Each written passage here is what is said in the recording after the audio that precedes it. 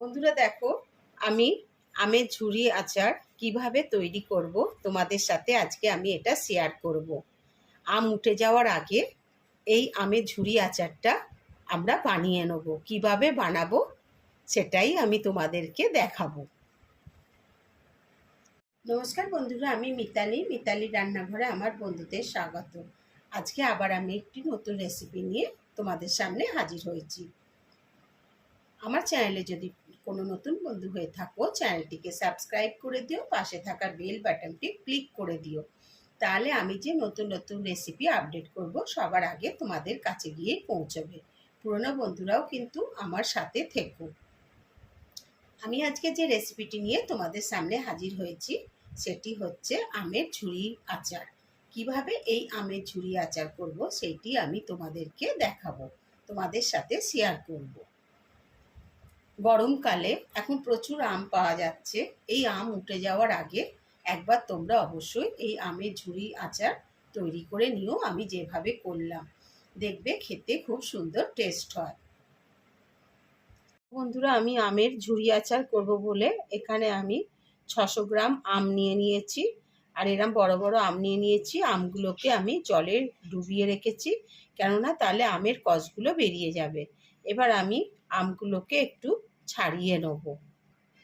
দেখো বন্ধুরা, আমগুলো আমি জল থেকে তুলে নিয়েছি আর একদম শুকনো করে মুছে নিয়েছি একটা কাপড় দিয়ে, কেননা তাহলে আচার করলে আচারটা অনেক দিন ভালো থাকবে।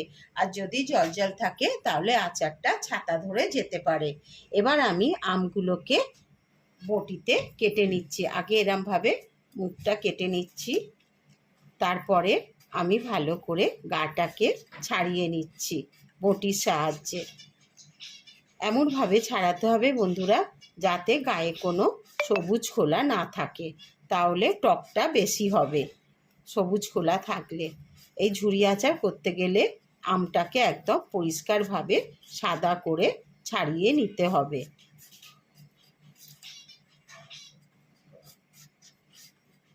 এইভাবে আমি আমটাকে ছাড়িয়ে নিচ্ছি। দেখো বন্ধুরা, আমগুলো সব আমার ছাড়ানো হয়ে গেছে, পরিষ্কারভাবে আমি ছাড়িয়ে নিয়েছি। এবার আমগুলোকে আমি একটা গ্রেটার নিয়েছি। দেখো, ঠিক গ্রেটারের এই যে মোটা অংশটা দেখছো, এই বড় বড় অংশটা, এইটা দিয়ে আমি আমগুলোকে গ্রেট করে নেব। দেখো, ঠিক এরম লম্বা করে করে। বন্ধুরা দেখছো, এই যে এরম লম্বা করে করে আমি আমগুলোকে একদম গ্রেট করে নেব, তাহলে ঝুরি আচারটা খুব ভালো হবে আমের। তোমরা ইচ্ছা করলে বটিতেও সরু সরু করে কেটে নিতে পারো, কিন্তু আমি এই গ্রেটারের সাহায্যে করে নিচ্ছি।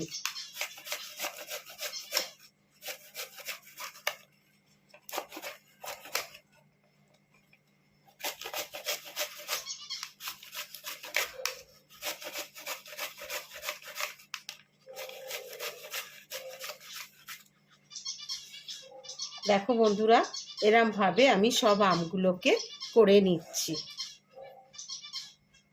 দেখো বন্ধুরা, আমার আমগুলো সব গ্রেটারের সাহায্যে সব আমি কেটে নিয়েছি।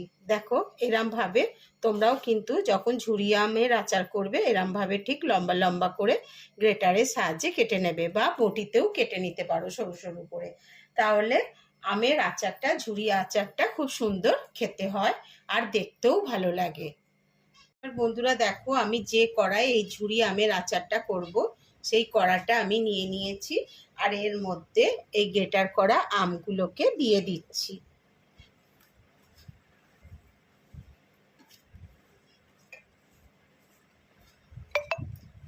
আমগুলোকে আমি দিয়ে দিলাম, আর এর মধ্যে দেখো 600 গ্রাম আম, আমি 600 গ্রাম চিনি নিয়ে নিয়েছি। এই চিনিটা আমি আমের মধ্যে দিয়ে দিচ্ছি।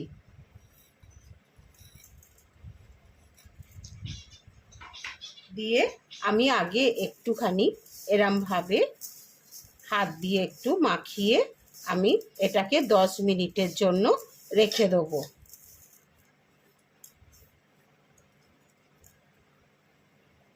আমি 10 মিনিটের জন্য ঢাকা দিয়ে রেখে দিলাম। দেখো বন্ধুরা, আমি গ্যাসের ওভেন জেলে একটা চাটু বসিয়ে দিয়েছি, আর চাটুতে আমি একটা মশলা করে নিচ্ছি। দেখো, দুটো শুকনো লঙ্কা নিয়েছি, একটু গোটা জিরে নিয়েছি, আর একটু পাঁচফোড়ন নিয়েছি। এটাকে আমি একসাথে একটু ভেজে নিচ্ছি। একটু ভেজে আমি এটাকে গুঁড়িয়ে নেব মশলাটাকে। দেখো বন্ধুরা, 10 মিনিট পর আমি ফিরে এসেছি। দেখো, আমের ঢাকাটা খুলে দিয়েছি। আমি যে আমটাকে চিনি মাখিয়ে রেখেছিলাম, দেখো পুরো চিনিটা জল হয়ে গেছে। দেখেছো কতটা জল হয়ে গেছে? দেখো, চিনিটা পুরো গলে গেছে। আর আমি ওভেনটাকে জেলে দিয়েছি, কড়াটা বসিয়েও দিয়েছি। এবার আমি দেখো এর মধ্যে একটু নুন দিয়ে দিচ্ছি, অল্প করে একটু নুন দিয়ে দিলাম। দেখো, একটু অল্প করে হলুদ গুঁড়ো দিয়ে দিলাম। আর দেখো, অল্প একটু লঙ্কার গুঁড়ো দিয়ে দিলাম। দিয়ে আমি একটু নাড়াচাড়া করে দিচ্ছি। এরম ভাবে মশলাগুলো দিলে কালারটা খুব সুন্দর হয় ঝুরি আমের আচারে।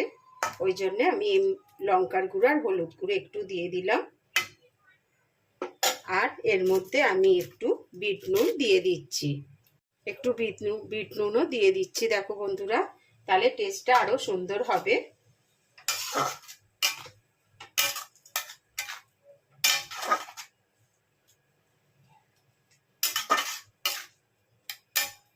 দিয়ে আমি এটাকে একটু নাড়াচাড়া করব, তারপরে আমি ঢাকা দিয়ে রাখবো।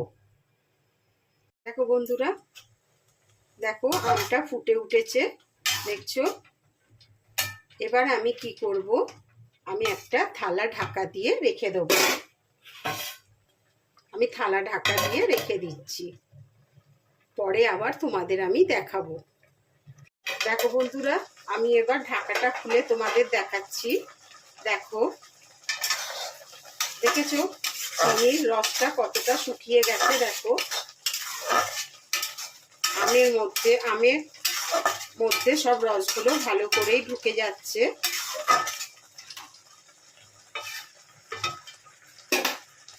এবার আমি এর মধ্যে যে মশলাটা করে রেখেছিলাম, সেই মশলার গুঁড়োটা আমি দিয়ে দিচ্ছি।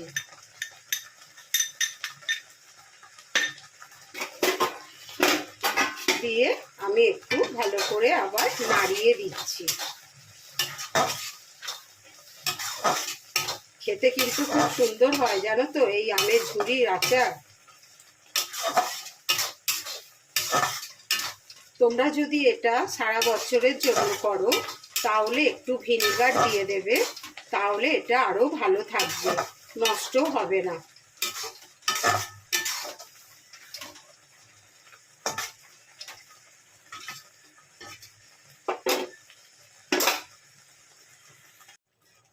দেখো বন্ধুরা, আমি অল্প একটু ভিনিগার দিয়ে দিচ্ছি, তাহলে এটা আমি বছর খানিক ধরে রেখে দিলেও আচারটা আমার নষ্ট হবে না। বন্ধুরা, তাহলে দেখলে আমি কিভাবে করলাম আমের ঝুরি আচারটা।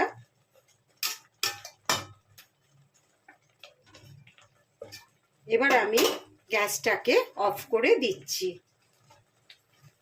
আর আচারটাকে একটু ঠান্ডা হতে দিচ্ছি। আর এই যে আচারটা রেখে দিলাম, একটু ঠান্ডা হতে দিলাম, এবার দেখবে চিনির রসটা একদম আমের মধ্যে আরো ঢুকে যাবে, আর আরো আচারটা একটু শুকিয়ে যাবে। আমি তোমাদের আবার কিছুক্ষণ পর দেখাবো ঠান্ডা হলে। দেখো বন্ধুরা, আমার আমের ঝুরি আচার হয়ে গেছে, আমি এবার সার্ভ করে দিচ্ছি। দেখো ঠান্ডা হয়ে গেছে, এবার দেখো কত সুন্দর কালারটা হয়েছে, দেখেছো? কালারটা কত সুন্দর দেখতে হয়েছে। এবার আমি আচারটাকে সার্ভ করে দিচ্ছি। বন্ধুরা, আমি আচারটা সার্ভ করে দিচ্ছি। দেখো, যদি আমার এই রেসিপিটি তোমাদের ভালো লাগে, তাহলে আমার চ্যানেলটিকে সাবস্ক্রাইব করে দিও, আর পাশে থাকা বেল বাটনটি ক্লিক করে দিও। তাহলে আমি যে নতুন নতুন রেসিপি আপডেট করব, সবার আগে তোমাদের কাছে গিয়ে পৌঁছবে। তোমরা ভালো থেকো, সুস্থ থেকো। আমি আবার একটি নতুন রেসিপি নিয়ে তোমাদের সামনে হাজির হব। ধন্যবাদ।